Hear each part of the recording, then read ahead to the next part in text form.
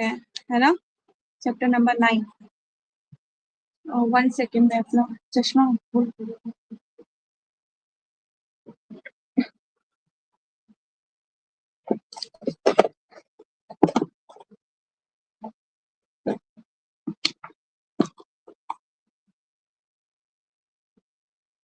हरे Krishna.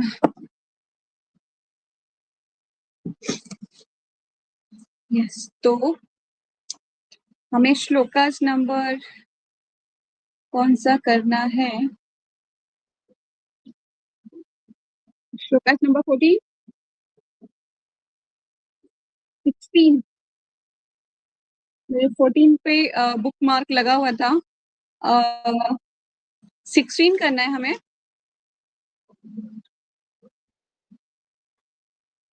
Okay,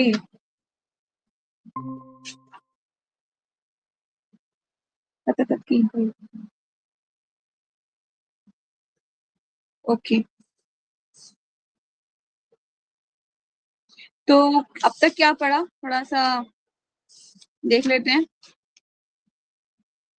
ये तो chapter का नाम परम गुह्य ज्ञान है। सबसे पहले तो इम्पोर्टेंट ये है कि भगवान इसको घोषित कर रहे हैं कि ये सबसे बड़ा एक मोस्ट कॉन्फिडेंशियल है ना, सबसे बड़ा गुह्यतम है। तो यहाँ पर जो भगवान बात बोल रहे हैं ना, वो मोस्ट कॉन्फिडेंशियल है। तो अभी श्री भगवान उवाच, भगवान ही जो बोल रहे हैं।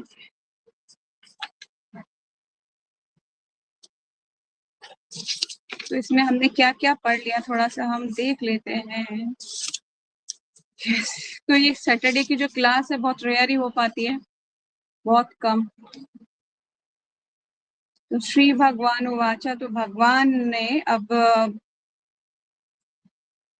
भगवान अर्जुन को बता रहे हैं कि क्या है कि क्योंकि तुम मुझसे ईर्ष्या नहीं करते हो, इसलिए मैं तुम्हें ये परम गुह्य ज्ञान तथा अनुभूति बतलाऊंगा, जिसे जानकर तुम इस संसार के सारे कलेशों से मुक्त हो जाओगे। ठीक है, तो अब भगवान जो है बहुत कुछ बताते हैं इसमें। फिर भगवान कुछ राज विद्या क्या होती है ये बताते हैं, ठीक है, और कैसे इसको अनुभव किया जाता है। नेक्स्ट श्लोकस में भगवान बताते हैं कि ये संपूर्ण जगत मेरे अव्यक्त रूप द्वारा व्याप्त है, समस्त जीव मुझ में है किंतु मैं उनमें नहीं हूँ। ठीक है, तो मैंने बहुत अच्छे से समझाया था आप लोगों को ये। फिर भगवान कह रहे हैं कि सारी वस्तुएं, यद्यपि मेरे द्वारा सारी वस्तुएं मुझ में स्थित नहीं रहती, जरा मेरे योग ऐश्वर्य को देखो, यद्यपि मैं समस्त जीवों का पालक भरता हूँ और सर्वत्र व्याप्त हूँ, लेकिन मैं इस विराट अभिव्यक्ति का अंश नहीं हूँ, क्योंकि मैं सृष्टि का कारण स्वरूप हूँ। फिर भगवान आगे बता रहे हैं कि जिस प्रकार सर्वत्र प्रभामान प्रबल वायु सदैव आकाश में स्थित रहती है, उसी प्रकार समस्त उत्पन्न प्राणियों को मुझ में स्थित जानो। फिर भगवान बोले हैं, हे कुंती पुत्र, कल्प के अंत होने पर सारे प्राणी मेरी प्रकृति में प्रवेश करते हैं और अन्य कल्प के प्रारंभ होने पर मैं उन्हें अपनी शक्ति से पुनः उत्पन्न करता हूँ। ठीक है, तो ये तो हमने बहुत बार भगवान को कोट करते हैं पर हम भूल जाते हैं। तो ये समझना चाहिए कि सब कुछ भगवान ही सबके कारण स्वरूप है और भगवान से सब चीजें उत्पन्न होती हैं, और कल्प के अंत होने पर जब संपूर्ण प्रलय आएगी, पूर्ण प्रलय, तो सब कुछ भगवान में ही समा जाएगा। भगवान आगे बोले, संपूर्ण विराट जगत मेरे अधीन है, ये मेरी इच्छा से बारंबार स्वतः प्रकट होता है और मेरी इच्छा से अंत में विनष्ट होता है। फिर आगे बोले कि हे धनंजय, ये सारे कर्म मुझे नहीं बांध पाते, मैं उदासीन की भांति इन सारे भौतिक कर्मों सदैव विरक्त रहता हूँ। ठीक है, तो भगवान इस तरह से बहुत चीजें बताते हैं। और इसमें जो इम्पोर्टेंट श्लोकास एक और था, अवजानन्ति माम मूढ़ा मानुष्यम तनुमाश्रिता।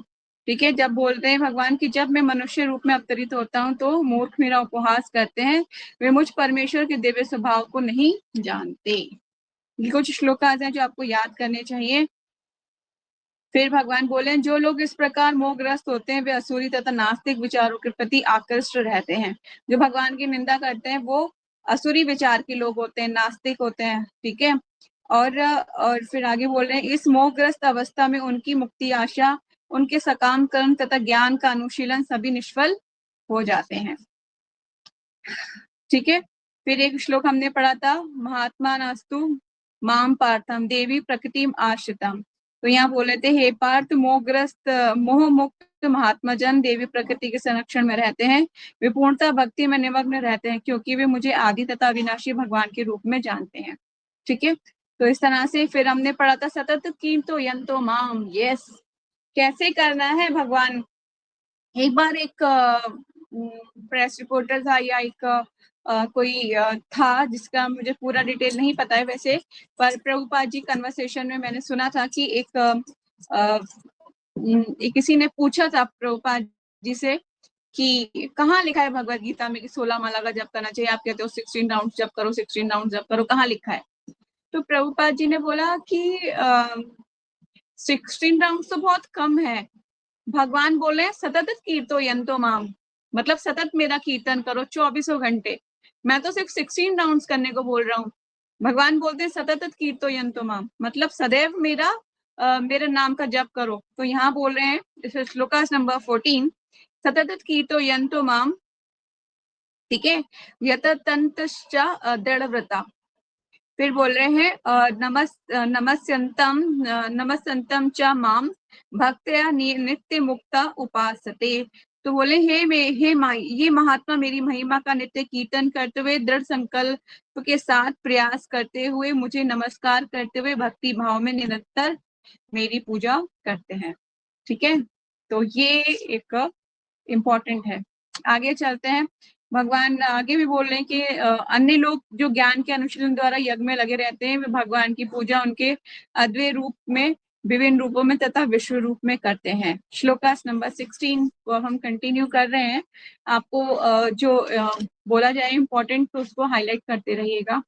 ठीक है, शुरू करते हैं। श्रील प्रभुपाद की जय, श्रीमद् भगवद गीता की जय।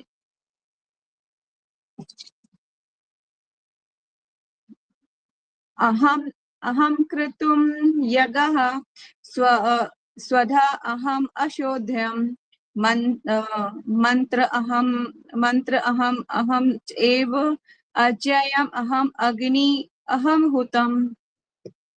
शब्दार्थ, अहम में कृतुम वैदिक अनुष्ठान कर्मकांड, अहम में यज्ञ स्मात यज्ञ, स्वथा तर्पण तर्पण, अहम में औषधियम जड़ी बूटी, मंत्र दिव्य ध्वनि, अहम में एव निश्चय ही, अजयम धृत, अहम में अग्नि, अहम हुतम आहुति भेंट। किंतु में ही कर्मकांड में ही यज्ञ, पितरों को दिया जाने वाला तर्पण, औषधि, दिव्य ध्वनि, मंत्र, घी, अग्नि तथा आहुति हूँ। भगवान बोल रहे हैं कि मैं ही हूँ कौन, जो कि कर्मकांड में यज्ञ किया जाता है और पितरों को जो तर्पण दिया जाता है, और जो औषधि, दिव्य ध्वनि, मंत्र, घी, अग्नि तथा आहुति सब मैं हूँ। ठीक है। तात्पर्य, जगत गुरु शीला प्रभुपाद जी की जय। ज्योतिष्ठोम नामक वैदिक यज्ञ भी कृष्ण है, स्मृति में वर्णित महायज्ञ भी वही है। पितृलोक को अर्पित तर्पण या पितृलोक को प्रसन्न करने के लिए किया गया यज्ञ, जिसे घृत के रूप में एक प्रकार की औषधि माना जाता है, वे भी कृष्ण है। इस संबंध में जिन मंत्रों का उच्चारण किया जाता है, वे भी कृष्ण है। यज्ञ में आहुति के लिए उपयुक्त होने वाली दुग्ध से बनी अनेक वस्तुएं भी कृष्ण है। अग्नि में भी कृष्ण है, क्योंकि ये अग्नि 5 तत्वों में से एक है, अतः वे कृष्ण की भिन्ना शक्ति कही जाती है। दूसरे शब्दों में, वेदों के कर्मकांड भाग में प्रतिपादित वैदिक यज्ञ भी पूर्ण रूप से कृष्ण है।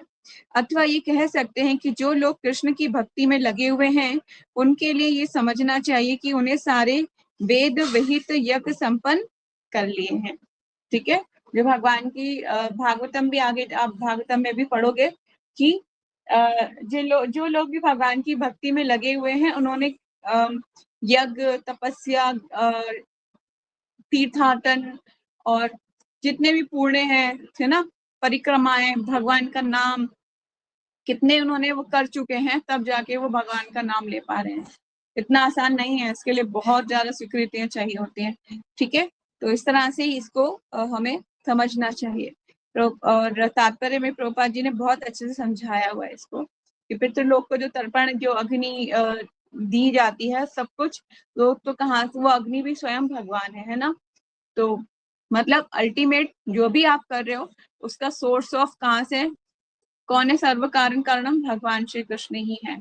ठीक है, anyone else wants to read next shloka? Jayashree आप पढ़ोगे? ओके।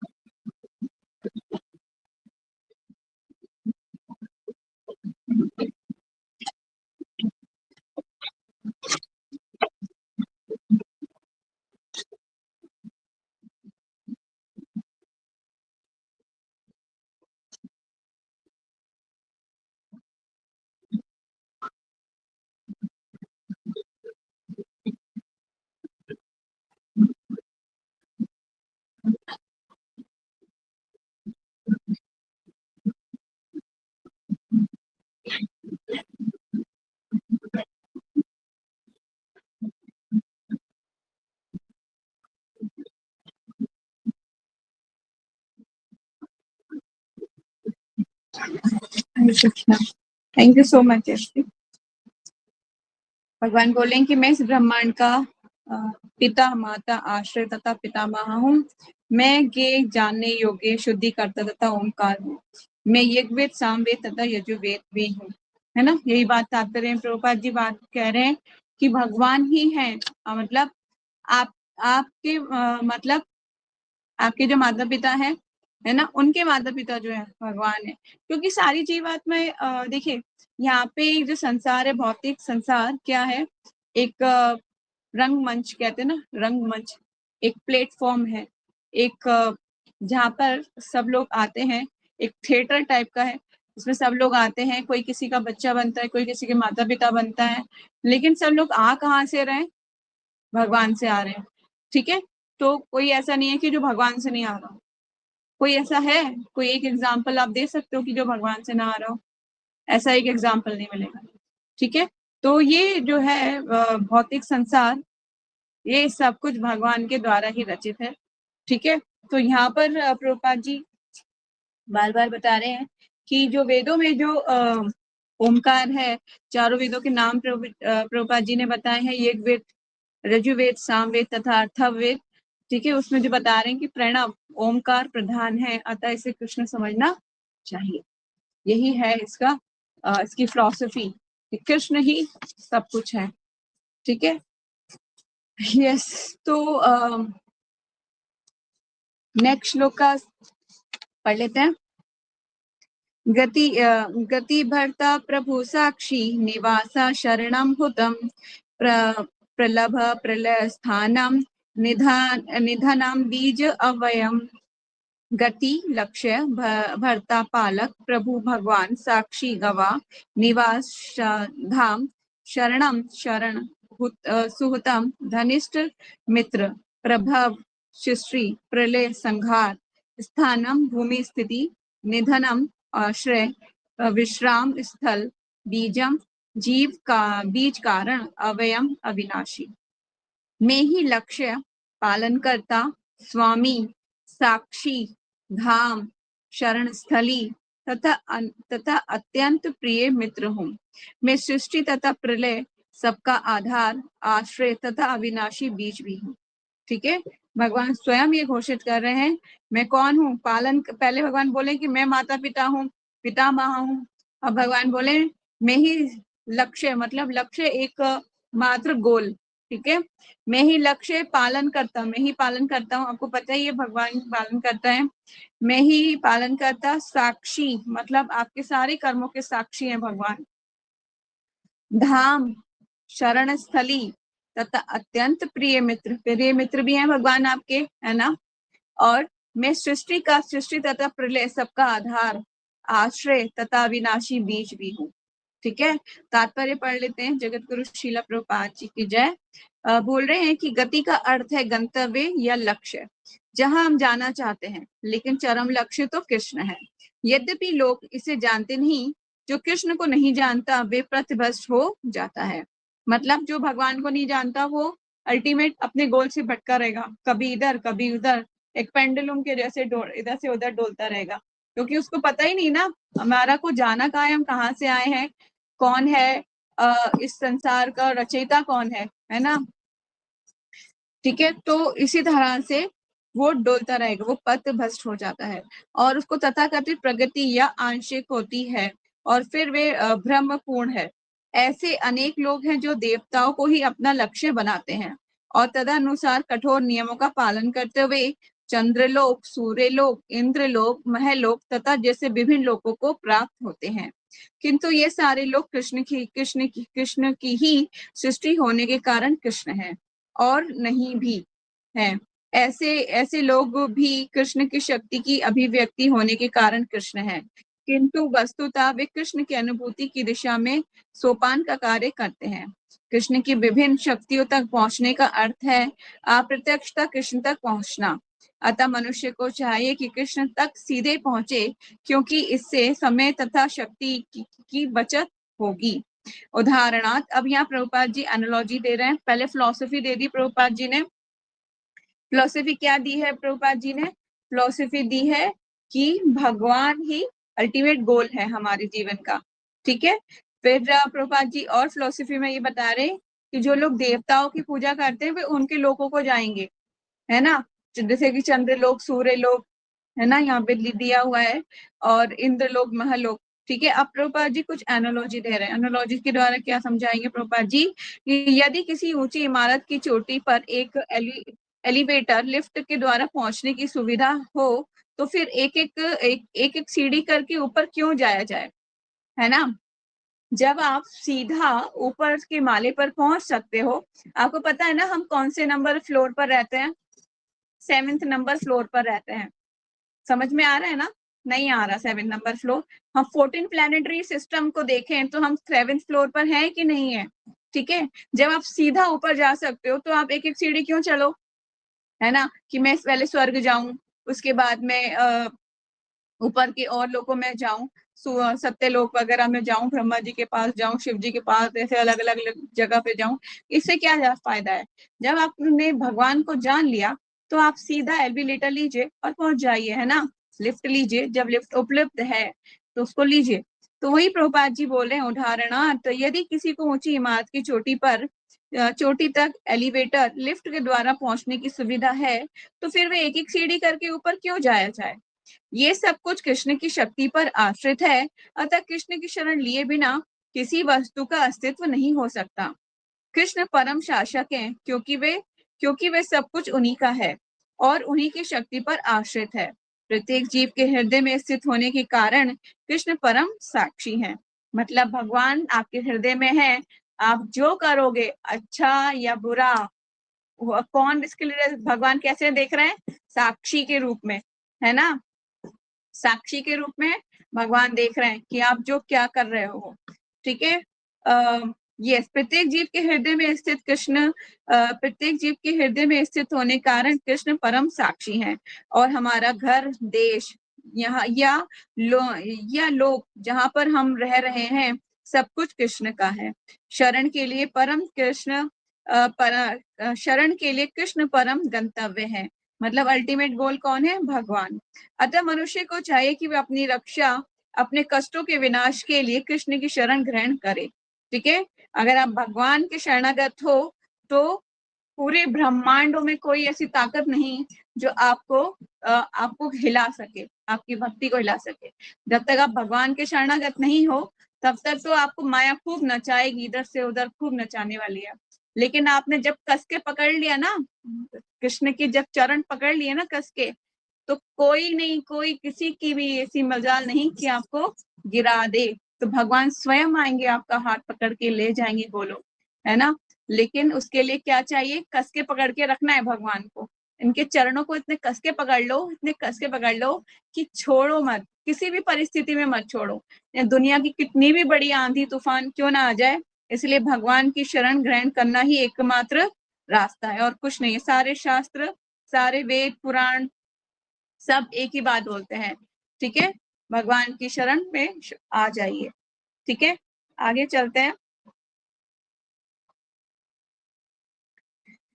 यस, हम चाहे जहां भी शरण लें, हमें ये जानना चाहिए कि हमारा आश्रय कोई जीवित शक्ति होनी चाहिए। कृष्ण परम जीव हैं, क्योंकि कृष्ण हमारी उत्पत्ति के कारण या हमारे परम पिता हैं। अतः उनसे बढ़कर ना तो कोई मित्र हो सकता है, ना ही कोई शुभ चिंतक। भगवान से बढ़कर कोई मित्र नहीं हो सकता। ठीक है, कोई शुभ चिंतक नहीं हो सकता। इसलिए जो भगवान के शरणागत होना ही एकमात्र जीवन का लक्ष्य होना चाहिए। कृष्ण की सृष्टि के आदि उद्गम और प्रलय के पश्चात परम विश्राम स्थल है। भगवान कौन है? कृष्ण सृष्टि के आदि उद्गम है, ठीक है, और प्रलय के पश्चात वे क्या है? परम विश्राम स्थल है। हर कोई कहाँ विश्राम पाएगा? भगवान में। ठीक है, अतः कृष्ण सभी कारणों के शाश्वत कारण है। ये पैराग्राफ आप हाईलाइट कर सकते हो, बहुत ब्यूटीफुल पैराग्राफ है। प्रभुपाद जी का तात्पर्य ऑथेंटिक, एकदम सटीक है। प्रभुपाद जी कोई गोल गोल नहीं घुमाते, सीधा बात को लाइन पे बोलते हैं। ठीक है, तो एकमात्र भगवान के शरणागत होना ही जीवन का लक्ष्य है। कोई और भी रीड करना चाहिए? श्रेय आप करोगे, और कोई वांट टू रीड सम?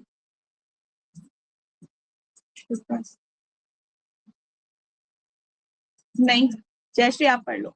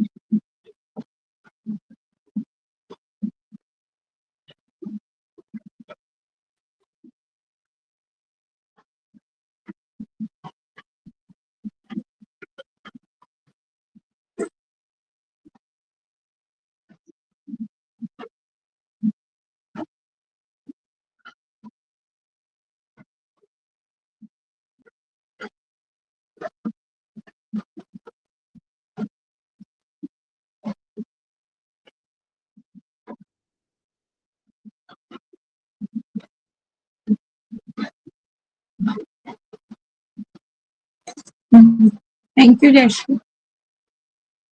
आगे भगवान बोले, हे अर्जुन, मैं ताप प्रदान करता हूँ और वर्षा को रोकता तथा लाता हूँ। मैं अमर्त हूँ और साक्षात मृत्यु भी। आत्मा तथा पदार्थ, सत तथा असत दोनों मुझ में ही है। ठीक है, तो भगवान ही है सब कुछ करने वाले। वर्षा होती है ना, भगवान के द्वारा होती है, और रोकते भी भगवान है। यहाँ बोल रहे हैं पहली लाइन में, कृष्ण अपनी विभिन्न शक्तियों से विद्युत तथा सूर्य के द्वारा ताप तथा प्रकाश बिखेरते हैं।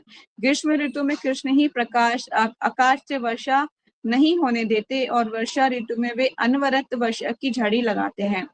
ठीक है, और जो शक्ति हमें जीवन प्रदान करती है वे कृष्ण है, और अंत में मृत्यु के रूप में हमें कृष्ण मिलते हैं।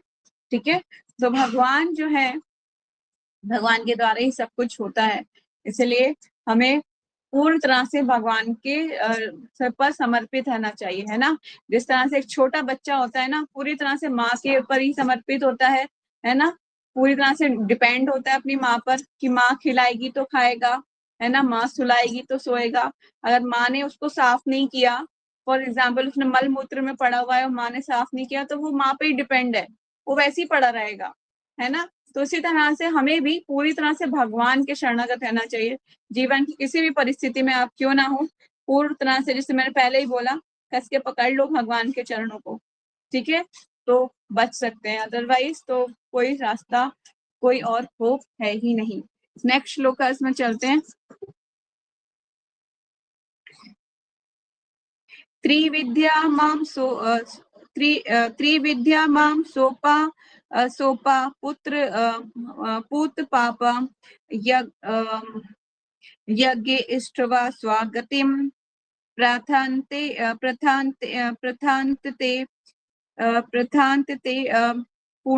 ते पूर्णमसाधं सूर्य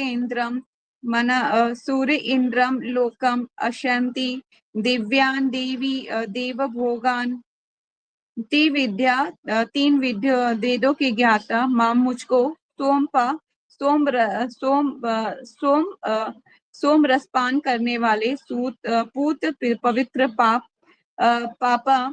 पापों का यज्ञों के साथ इष्टवा पूजा करके स्वागतिम स्वर्ग की प्राप्ति के लिए प्रार्थना करते हैं। ते वे पुण्यम पवित्र असाध प्राप्त करके सूर्य इंद्र के लोक को अशांति भोगते हैं। दिव्यान देवी और दिवी स्वर्ग में देव भोगान देवताओं के आनंद को। जो वेदों का अध्ययन करते तथा सोमरस का पान करते हैं, वे स्वर्ग की प्राप्ति की गवेषणा करते हुए अप्रत्यक्ष रूप से मेरी पूजा करते हैं। ये पाप कर्मों से शुद्ध होकर इंद्र के पवित्र स्वर्गिक धाम में जन्म लेते हैं, जहाँ वे देवताओं का सा आनंद भोगते हैं।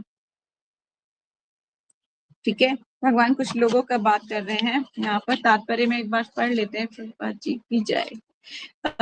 शिला प्रभुपाद जी की जय।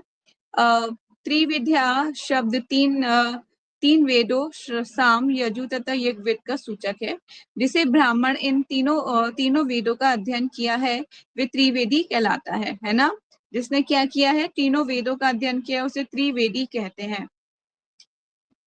जो इन तीनों वेदों से प्राप्त ज्ञान के प्रति आसक्त रहता है, जो उसका समाज में आदर होता है।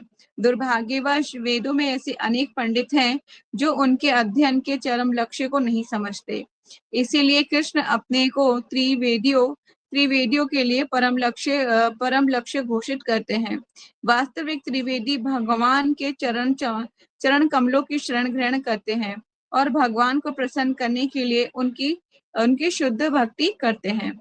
भक्ति का सूत्रपात हरे कृष्णा मंत्र की कीर्तन तथा साथ ही साथ कृष्ण को वास्तविक रूप में वास्तव में समझने के प्रयास से होता है। दुर्भाग्यवश जो लोग वेदों के नाम मात्र के छात्र हैं, वे इंद्र तथा चंद्र जैसे विभिन्न देवों को आहुति प्रदान करने में रुचि लेते हैं। ऐसे प्रयत्न से विभिन्न देवों के उपासक निश्चित रूप से प्रकृति के तीनों गुणों के कलमश से शुद्ध हो जाते हैं। फलस्वरूप वे उच्चतर लोकों तथा महलोक, जनलोक, तपालोक आदि को प्राप्त होते हैं। एक बार इन उच्च लोकों में पहुंचकर वहां इस लोक की तुलना में लाखों गुना अच्छी तरह इंद्रियों की तुष्टि की जा सकती है। ठीक है, कुछ लोग होते हैं जो देवताओं की पूजा करके इन उच्च लोकों में जाते हैं। यहाँ पर जो प्रभुपाद जी समझा रहे हैं कि वे कहाँ उच्चतर लोक कौन कौन से, महालोक, जनलोक, तपलोक आदि में। ठीक है, वहां से भी लेकिन उन्हें वापस आना पड़ता है। लेकिन काल की गति हमने बहुत बार समझा भी है कि काल की गति जो है हर लोक की अलग अलग है ना। जैसे कि पितृलोक की अलग है, पितृलोक के वहां पे 15 मिनट का लंच ब्रेक होता है, जो यहाँ पर हमें 15 दिन मिलते हैं। ठीक है, हमें लगता है कि ये 15 दिन हो के लिए उनको छुट्टी मिल गई है, नहीं, वो 15 मिनट है उनके लिए। उस 15 मिनट में उनका जो है लंच ब्रेक होता है, जिनमें वो वेट करते हैं कि मेरे जो रिलेटिव्स हैं, जो मेरे बच्चे हैं, वो मुझे क्या देंगे ना, पितृलोक में जो हमारे पूर्वज होते हैं, पितृ। ठीक है, तो इसी तरह से जो है अलग अलग लोकों में जाते हैं कुछ लोग, और अलग अलग फिर वहां से फिर वापस आना पड़ता है इस पृथ्वी पर। ठीक है, तो यहाँ पे प्रभुपाद जी एक और बात बोले, त्रिवेदी की बात कर रहे हैं।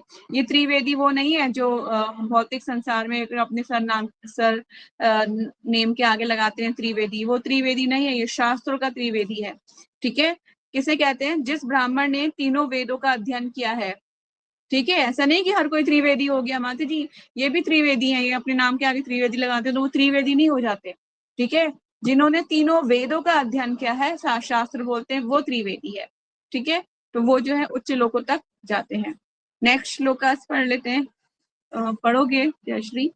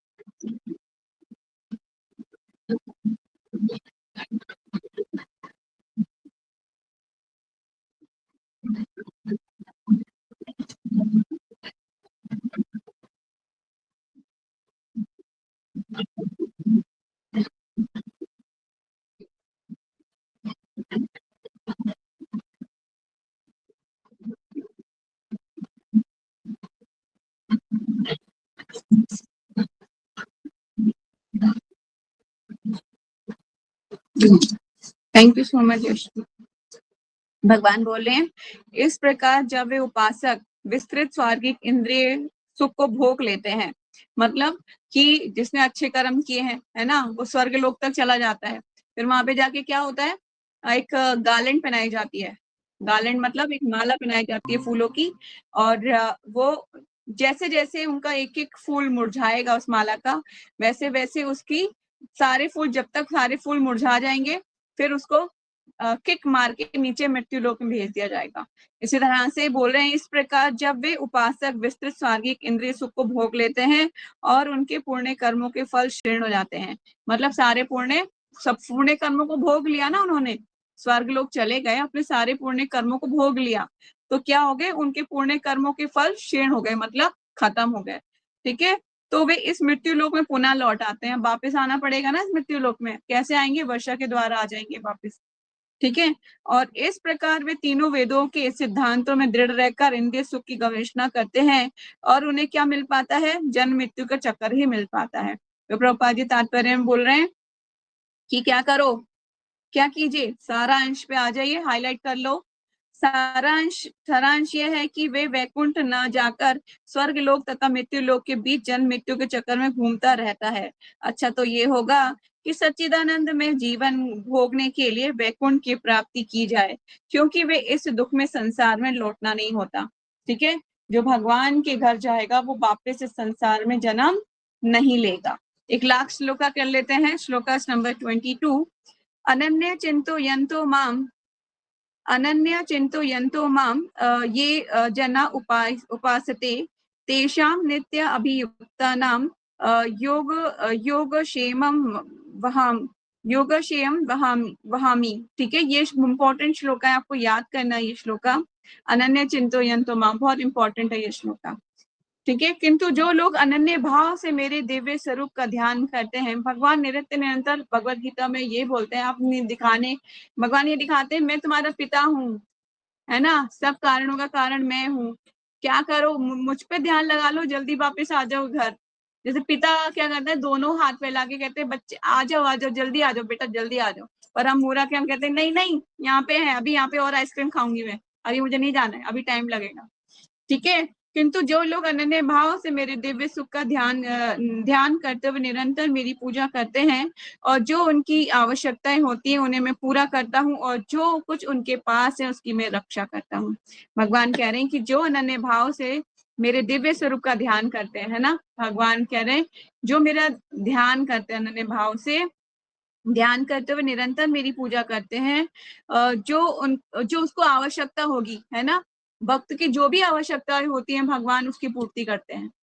और मैं उनकी उनकी उनकी जो आवश्यकताएं होती हैं उन्हें मैं पूरा करता हूँ और जो कुछ उसके पास है, अभी जो उसके पास है उसकी मैं रक्षा करता हूँ। ये सच बात है, भगवान हमेशा नित्य निरंतर उस भक्त की रक्षा करते हैं और उसकी जो उसके पास जो कुछ भी है उसकी भी रक्षा करते हैं, है ना। एक पिता की भांति भगवान बहुत दयालु है।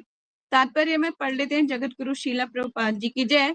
जो एक क्षण भी कृष्ण कृष्ण भावना भ्रमित के बिना नहीं रह सकता, वे 24 घंटे कृष्ण का चिंतन करता है और श्रवण कीर्तन स्मरण पाद सेवन वंदन अर्चन दास्य सख्य भाव तथा आत्मनिवेदन के द्वारा भगवान के चरण कमलों की सेवा में रत रहता है। ऐसे कार्य शुभ होते हैं और आध्यात्मिक शक्ति में से पूर्ण होते हैं, जिससे भक्त को आत्म साक्षात्कार होता है और उसकी यही एकमात्र कामना रहती है और वे भगवान का सानिध्य प्राप्त करे। ऐसा भक्त निश्चित रूप से बिना किसी कठिनाई के भगवान के पास पहुंचता है। ये है योग, ये क्या कहलाता है? योग कहलाता है। ऐसा भक्त भगवत कृपा से इस संसार में पुनः नहीं आता। क्षेम का अर्थ है भगवान द्वारा, कृपा में संरक्षण, भगवान के द्वारा आपको संरक्षण प्राप्त होता है। इसके लिए बहुत मेहनत करनी पड़ेगी। मेहनत मतलब नित्य निरंतर आपको जब भी आप कुछ काम करेंगे भगवान का स्मरण करें। आप जो कुछ भी खाएंगे भगवान का भोग लगा हुआ खाएंगे तो चांसेस हो सकते हैं भगवान आपको शरणागति स्वीकार करें, है ना। लेकिन इसके लिए मेहनत बहुत करनी पड़ेगी, पूरी जी जान लगाना पड़ेगा आपको, ठीक है। तो क्षेम का अर्थ है भगवान द्वारा कृपा में संरक्षण। भगवान योग तथा पूर्णता कृष्ण भावना भवित होने में सहायक बनते हैं और जब भक्त पूर्ण कृष्ण भावना भवित हो जाता है तो भगवान उसे दुख में बद्ध जीवन में फिर से गिरने से उसकी रक्षा करते हैं। भगवान नहीं चाहते कि आप उनके फिर से जो है दुखों में गिर जाओ, तो इसीलिए भगवान बार बार आपको कहते हैं कि मेरे पास आ जाओ, मेरे पास वापिस आ जाओ, मेरे दर्शन करो, मुझे देखो, है ना, मेरे पास रहो। तो इसी तरह से भगवान बहुत दयालु हैं, बहुत दयालु हैं। तो भगवान की हमें हमेशा शरणागत में रहना चाहिए, हमेशा ध्यान रखना चाहिए कि भगवान, मैं ऐसा कोई कार्य ना करूं जिससे भगवान को क्या हो जाए, भगवान नाराज हो जाए। तो इस बात का हमेशा ध्यान रखना चाहिए, ठीक है। तो आज हम इतना ही पढ़ेंगे। आपका कोई क्वेश्चन है, डाउट है तो प्लीज पूछ सकते हैं, बाकी हम नेक्स्ट क्लास में कोशिश करेंगे इसको कंप्लीट करने का। हरे कृष्णा।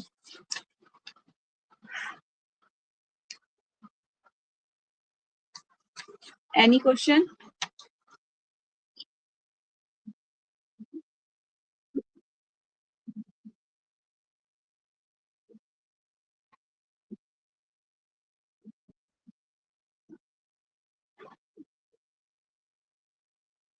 शिकार करते थे, देखिए जब क्षत्रिय लोग शिकार पे जाते हैं तो उनका उनका ये मोटिव नहीं होता कि वो लोग शिकार कर रहे हैं तो खाएंगे, ठीक है, उनका ये नहीं होता।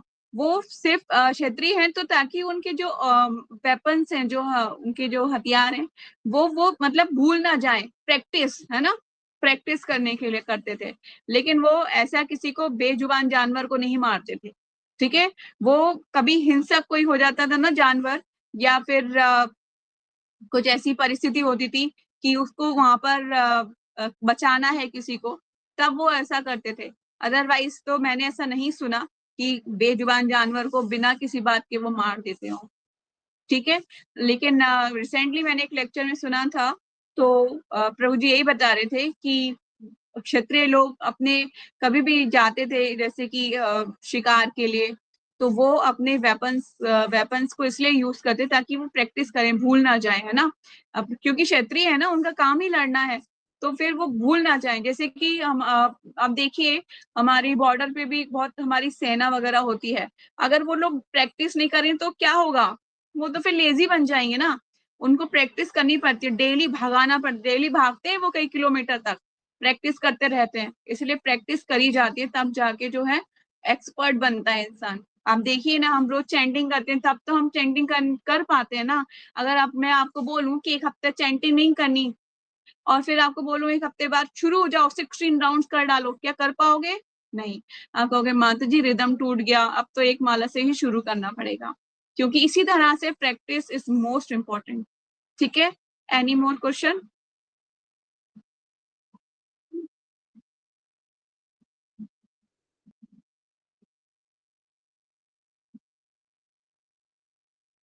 नो, नहीं वो नहीं खाते थे, नहीं खाते थे। क्यों खाएंगे, भगवान के भक्त हैं, नॉनवेज कैसे खा सकते हैं। और शिव जी भी जो खाल जो कहते हैं ना शेर की खाल वगैरह, शिव जी उसके चरम पर बैठते हैं, वो स्वेच्छा से, जैसे कोई शेर मर जाता है तो उसकी जो खाल होती है उसको वो लेते थे, ऐसे नहीं जानबूझ के बेजुबान जानवर को मार के ऐसा करते थे, ऐसा नहीं है। और कोई क्वेश्चन?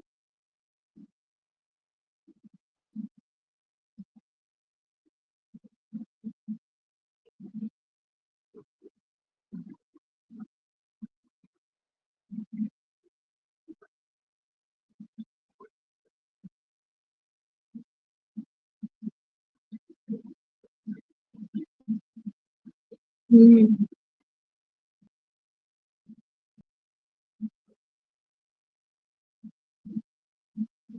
हम्म।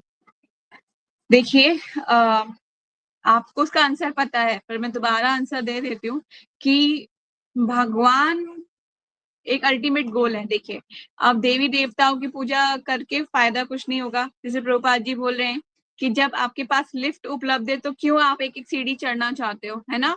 आप सीधा लिफ्ट लो ना, क्यों आप परेशान हो रहे हो। इसी तरह से भगवान की एक बार पूजा कर ली ना तो सभी तृप्त हो जाएंगे। और भागवतम अभी आगे आप पढ़ोगे कि जो एक उदर है ना, उदर मतलब पेट एक ही है, जिस उसको आप तृप्त कर दो, मतलब भगवान को आपने तृप्ति प्रदान कर दी। जिस तरह से जड़ में हम पानी डालते हैं तो स्वतः ही पत्तियां स्वतः ही हरी भरी हो जाती हैं, चाहे वो कितनी भी लटकी हुई क्यों ना हो, है ना। पानी कम होने से कभी कभी पत्ते लटक जाते हैं, तो लेकिन अगर आपने पानी जड़ में दे दिया तो पत्तियां स्वतः ही उनके पास पानी पहुंच जाता है। तो देवी देवताओं की पूजा अलग से करने की कोई आवश्यकता नहीं होती। आप भगवान को पूज लीजिए, आप भगवान की साधना भक्ति कर लीजिए। जब आप कर लेंगे वो स्वतः ही खुश होके आपको आशीर्वाद दे के जाएंगे, क्योंकि वो वैष्णव है ना। वैष्णव का आशीर्वाद मिलेगा आपको। तो जब भी आप उनको देखें तो हमें प्रणाम करना चाहिए। वांछा कल्पतरुभ्यश्च कृपा सिंधु वचा पतितानां पावनेभ्यो वैष्णवेभ्यो नमो नमः। ठीक है, वो कल्प तरु के समान है, वो आपको भगवान की भक्ति प्रदान करने में सहायक प्रदान कर सकते हैं, ठीक है। पर वो ये नहीं कहेंगे कि मुझे ही पूज लो, भगवान को छोड़ दो, वो कभी ये नहीं कहेंगे। इसलिए देवी देवताओं के द्वारा को अर्पित जो दिया जाता है ना, जैसे भंडारे वंडारे होते हैं, ये सब होते हैं, नहीं खाने चाहिए। जो भंडारे किए जाते हैं ना, वो लोग क्या करते हैं, देवी देवताओं को कहते हैं हमने तो भोग लगा दिया जी, भोग लगा दिया। देवी देवता खाते ही नहीं है, क्योंकि खाता कौन है, स्वयं भगवान विष्णु ही ग्रहण कर सकते हैं, और कोई नहीं ग्रहण कर पाएगा, क्योंकि अल्टीमेट कौन है, भगवान ही सर्व। उधर एक ही है, पेट एक ही है, सबको भगवान को तृप्त कर लिया तो सब तृप्त हो जाते हैं। इसी तरह से जब पितृलोक का समय आएगा, है ना, जब आएगा ये भाद्र पूर्णिमा, तब क्या होगा, उस टाइम पे पितृ लोगों की हम पूजा करते हैं, है ना, तो उस टाइम पे क्या करना चाहिए, भगवान को भोग, वो जो बना रहे हो आप, जिसकी प्रसन्नता के लिए बना रहे हो भोग, बनाइए, भगवान को भोग लगाइए, और भगवान से प्रार्थना कीजिए कि हे भगवान, जिस प्रकार आपने दुर्वासा मुनि आए थे, है ना, पांडवों के पास अपने 60,000 शिष्यों के साथ आए थे ना, उनकी परीक्षा लेने के लिए, तो भगवान अक्षय पात्र खाली हो गया था, तो द्रौपदी बहुत परेशान हो गई थी कि अब कैसे भोग लगेगा। अब ये जो दुर्वासा मुनि है अपने क्रोध के लिए जाने जाते हैं, तो ये हमें श्राप दे देंगे, हमारा क्या होगा। भगवान का चिंतन किया, भगवान आते हैं और द्रौपदी को बोलते हैं कि अक्षय पात्र लेके आओ। तो द्रौपदी बोलती है मैंने प्रसाद पा लिया, अब अक्षय पात्र में से अब प्रसाद नहीं निकल सकता भगवान। तो बोलते नहीं नहीं, फिर भी लाओ। तो अक्षय पात्र में कहीं एक दाना, आधा चावल का दाना रह गया था, तो भगवान वही दाना चावल का खा लेते हैं। तो खा के क्या होता है, समस्त चराचर जीव, इस पूरे अखिल ब्रह्मांडों में, कितने ही ब्रह्मांडों में क्यों नहीं जीव हो, वो एक दाना खाते ही सबको डकारें आने लगती हैं, चाहे वो कुत्ता बिल्ली शेर कोई भी क्यों ना हो। तो 60,000 शिष्य दुर्वासा मुनि के, और स्वयं दुर्वासा मुनि डकारे मारने लगे। तो अब भीम उन्हें लेने जाते हैं कि प्रसाद के लिए आइए, तो वो कहते हैं कि अब तो हम गए पांडवों के पास, तो अब तो हमारे खाने की क्या, हमें तो देखने की भी इच्छा नहीं है प्रसाद को, हम खा नहीं पाएंगे, हमारा पेट बहुत भर गया है, अचानक से पता नहीं क्या हो गया, हमारा पेट बहुत भर गया है। तो मतलब भगवान ने वो दाना चावल का खा लिया तो सब आत्माएं तृप्त हो गई। इसी तरह से स्वयं भगवान को आप पूज लेंगे तो समस्त देवी देवता और समस्त जीवात्माएं स्वतः ही वो पूजित हो जाती हैं। ठीक है, खास तौर से देवी देवता। ठीक है, तो इस तरह से हमें अलग से किसी की पूजा करने की कोई आवश्यकता नहीं है। मैं इसका एग्जाम्पल देती हूँ आपको। मैं स्वयं में खुद, हमारे यहाँ काली जी की पूजा होती थी बचपन से, आंख खोली जब से आंख खोली, मैंने अपने घर में स्वयं काली जी की पूजा होती हुई देखी है। मेरे पापा, मेरे दादी, सब लोग, हमारे घर में कुल देवी काली की पूजा होती है आज भी। तो लेकिन मैंने उनका फोटो को मतलब बहुत आदर और सम्मान के साथ एक रैप करके रख दिया, क्योंकि मैंने उनको बोला कि अब मैं आपके स्वामी की शरण में चली गई, मुझे आशीर्वाद दीजिए ताकि मैं भगवान की पूजा में स्थिर हो सकूं, पूजा कर सकूं भगवान को। तो आज भी ऐसा है कि वो पूजा होती है उनकी, पर मैं भगवान की ही पूजा करती हूँ, क्योंकि वो अब आशीर्वाद दे के, मतलब मैंने उनको बहुत ही प्रेयर करी और मैंने उनसे आशीर्वाद की कामना करी कि मुझे आशीर्वाद दीजिए कि आप परम वैष्णव हैं, भगवान की बहिरंगा शक्ति हैं, और आप मुझे आशीर्वाद दीजिए कि मैं श्री हरि के चरणों में समर्पित हो जाऊं। ठीक है, तो इस तरह से मुझे नहीं लगता कि भगवान वैष्णव अगर ऐसा कभी किसी दूसरे को श्राप दे सकते हैं भगवान की सेवा में जाने से, है ना।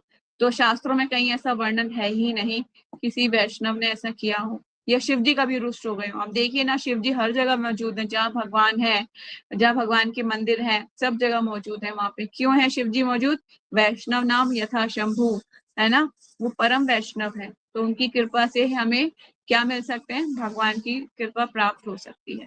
इसलिए हमें उनसे कृपा की याचना करनी चाहिए। ठीक है, और कोई क्वेश्चन?